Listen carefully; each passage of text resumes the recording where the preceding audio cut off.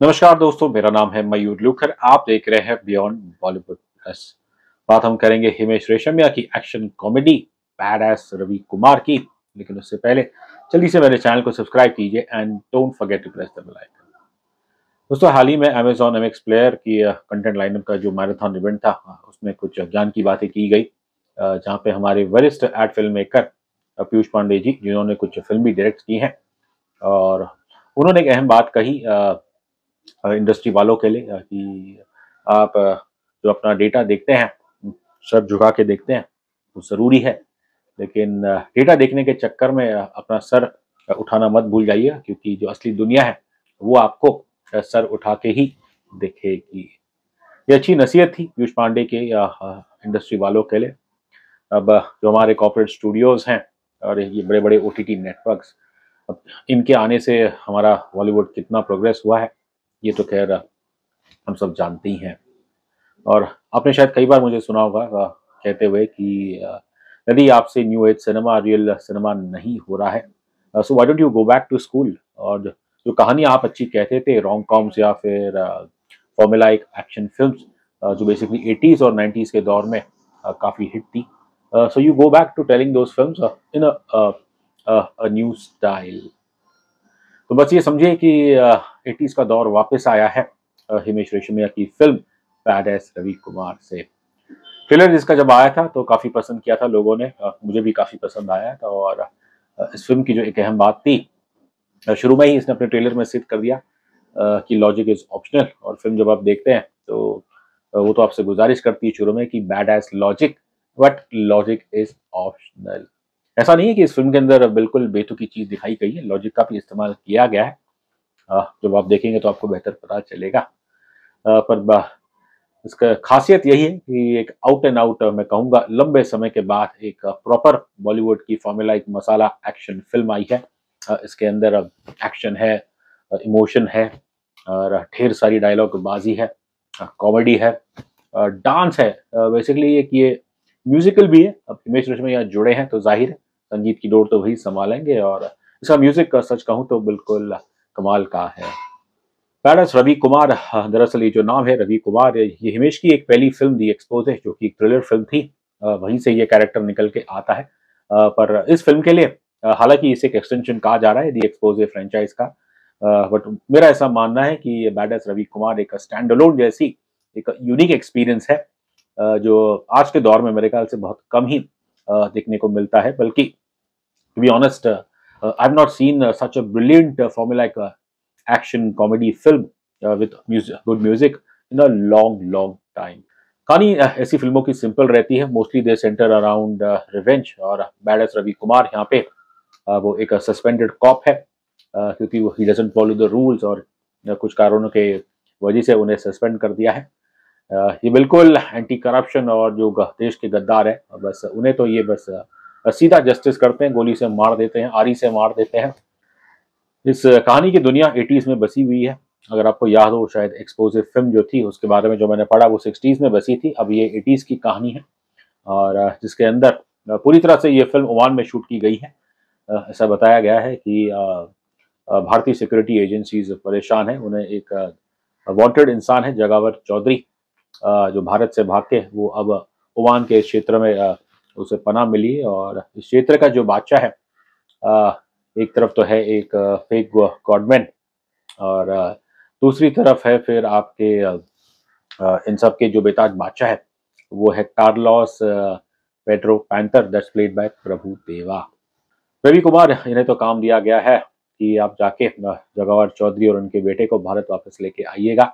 लेकिन रवि कुमार जानते हैं ये आसान नहीं होगा, क्योंकि उनके सामने है ना सिर्फ ये फेक गॉडमैन, और लेकिन जो बड़ा खतरा है, जो खलनायक है इस कहानी के, वो है हमारे कार्लोस पेड्रो पैंथर। फिल्म की शुरुआत में रवि कुमार का बचपन दिखाया है, कि कैसे उनके पिता वो सुसाइड कर लेते हैं। उनका जो बड़ा भाई है वो जाता है घर छोड़ के और फिर कभी लौट के आता नहीं है। और फिर ये कहानी सीधा आगे बढ़ती है। You get to see bad ass Ravi Kumar as the bad ass cop, और इनके मिशन दिया गया है। अंत में आप देखेंगे कि कैसे इस फिल्म के अंदर अलग अलग कहानियां हैं, बट अंत में सभी के जो तार है वो एक चीज से जुड़ते हैं। 80s और 90s की फॉर्मूलिक फिल्म देखे तो फिर प्राइमरली जैसे कि मैंने कहा एक रिवेंज प्लॉट रहता था और रोमांस, हीरो हीरोइन का रोमांस। कॉमेडी के लिए आप स्पेशलिस्ट कॉमेडियन जॉनी लीवर जैसे, अनुपम खेर, पुराने ज़माने में तो जगदीप, महमूद साहब, द ग्रेट महमूद, ये सब थे।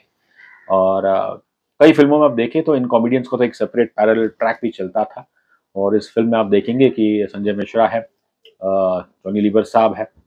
तो इन दोनों किरदारों को भी आप देखें, अपनी अपनी एक मैं कहूँगा एक दुनिया है, इन्हें भी अच्छी तरह से इंट्रोड्यूस किया गया है। जॉनी लीवर ये कैरेक्टर प्ले कर रहे हैं राजा का, जो अशोक कुमार के दीवाने हैं।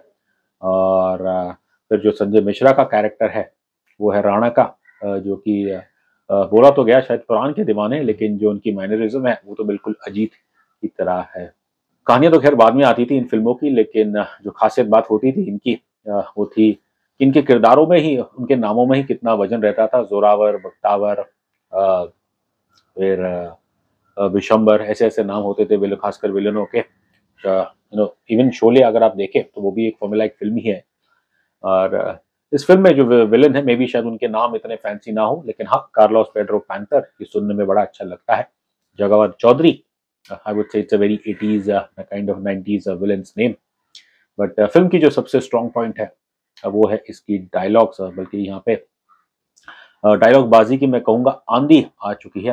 ट्रेलर में तो इन्होंने जो डायलॉग सुनाए थे उसे ही लोग सुन के एकदम लोटपोट हो गए थे, और जब आप पूरी फिल्म देखेंगे तो स्टार्ट से एंड तक भाई इतने बढ़िया है डायलॉग्स, इतने पंच डायलॉग्स, बस जिन्हें आप सुन के बस आप हंसते ही रह जाएंगे। I mean there are tons of punch dialogues, बस आपको जो पसंद आए यू कैन पिक इट। इसमें फिल्म देखने के बाद जो एक डायलॉग जो मेरे जहन में स्टिक हो गया, वो कैसे रवि कुमार कहते हैं कि that he hates negativity and negative people. इसके डायलॉग्स का जो क्रेडिट जाता है वो है बंटी राठौर को। वाकई ही कहना पड़ेगा, इन्हें अपने 80s 90s का सिनेमा बखूबी याद है। लेकिन डायलॉग में जो ये क्रिएटिविटी लेके आए हैं, एक ट्रिब्यूट भी है। कुछ डायलॉग्स में अमिताभ बच्चन को, अजीत साहब को उन्हें ट्रिब्यूट किया गया है। ओवरऑल इस फिल्म की राइटिंग देखिए, जिसके अंदर खुद हिमेश रेशमिया ही is also contributed to the screen play. इसके जो प्राइमरी राइटर है वो है कुशल वेद बख्शी।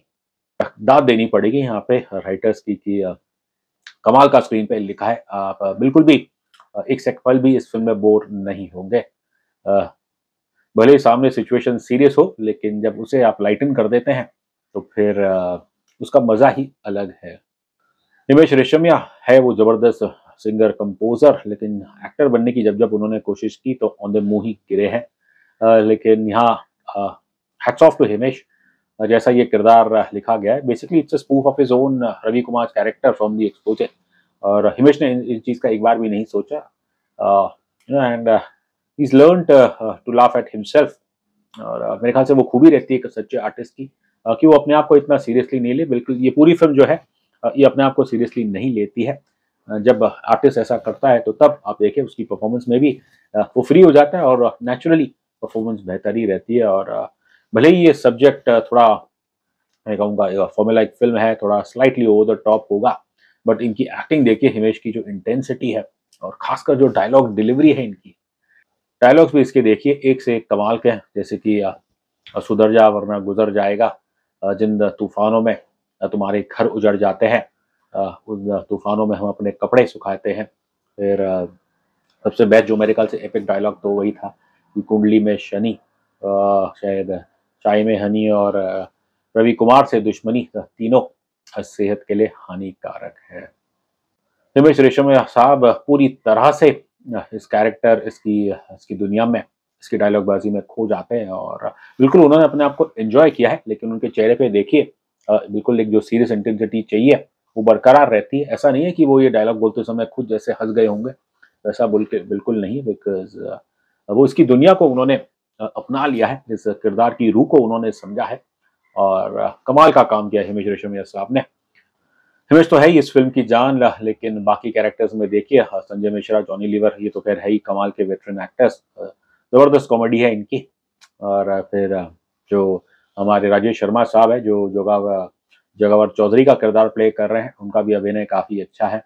और मनीष वाधवा हमारे गदर के जो पाकिस्तानी जनरल बनते हैं, यहाँ पे भी वो पाकिस्तानी कैरेक्टर प्ले कर रहे हैं, जो चाहते हैं कि भारत की कोई टॉप सीक्रेट फाइल जिसके अंदर भारत के दुनिया भर के एजेंट्स के बारे में इंफॉर्मेशन है वो उन्हें प्राप्त हो जाए, जिसके लिए वो कार्लोस पेड्रो पैंथर को हायर करते हैं।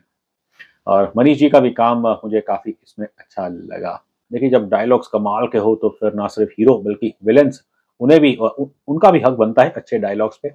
और यहाँ पे मेरे ख्याल से डायलॉग बाजी में अगर विलेंस की बात करूँ तो फिर आपके हमारे मनीष वाधवा वो है, फिर जो फेक गॉडमैन का कैरेक्टर प्ले कर रहे हैं George, I think his name is some Anil George ji, हाँ, उनका भी कमाल के डायलॉग्स है, कमाल के कुछ उनके सीन्स है। खामियां तो मैं नहीं कहूँगा, लेकिन बतौर प्रभु देवा एज द मेन खलनायक ये थोड़ा अजीब लगा। लेकिन तो मैंने सोचा था कि अंत में जैसे एक डांसिंग विलन हमें देखने को मिलेगा, और वो होता ही है। फिल्म के I think before the interval भी अगर आप देखें तो एक सॉन्ग डांस है दिल के ताज महल में, उसमें सभी डांस कर रहे हैं। और अब चेहरे से तो खैर ये इतना इंटिमिडेट नहीं करेंगे, लेकिन अपनी डांसिंग और एक डांसिंग विलन की हैसियत से मेरे ख्याल से प्रभुदेवा ठीक काम किया है उन्होंने। प्रभुदेवा के एक्शन सीन में भी देखिए तो ये बंदूक चला रहे हैं और साथ ही साथ अपना पैर भी मटका रहे हैं, डांस भी कर रहे हैं। लाइक आई सेड बिफोर, इस फिल्म के लिए उन्हें एक डांसिंग विलन चाहिए था, और प्रभुदेवा से बेहतर मुझे नहीं लगता कोई उन्हें वैसा ऑप्शन मिलता। यहाँ पे मुझे याद आ गया कार्लोस पेड्रो पैंथर का जो ओपनिंग सीन, जब वो आते हैं उनके इर्द गिर्द लड़कियां बॉडी गार्ड है, और जो कि ऑब्वियसली गद्दाफी की हुआ करती थी, बट यहाँ पे और जो हमारे कार्लोस पेड्रो पैंथर इनकी जो बॉडी गार्ड है, फीमेल बॉडी गार्ड, वो साड़ियाँ पहनी हुई है, लेकिन but they are looking absolutely majestic. Formula एक फिल्म है तो क्लाइमैक्स के एक्शन सीन से पहले तो नाच गाना होता है, और वो लोकेशन चेंज करके डेजर्ट में आके 2 बेली डांसर्स भी बुलाए हैं।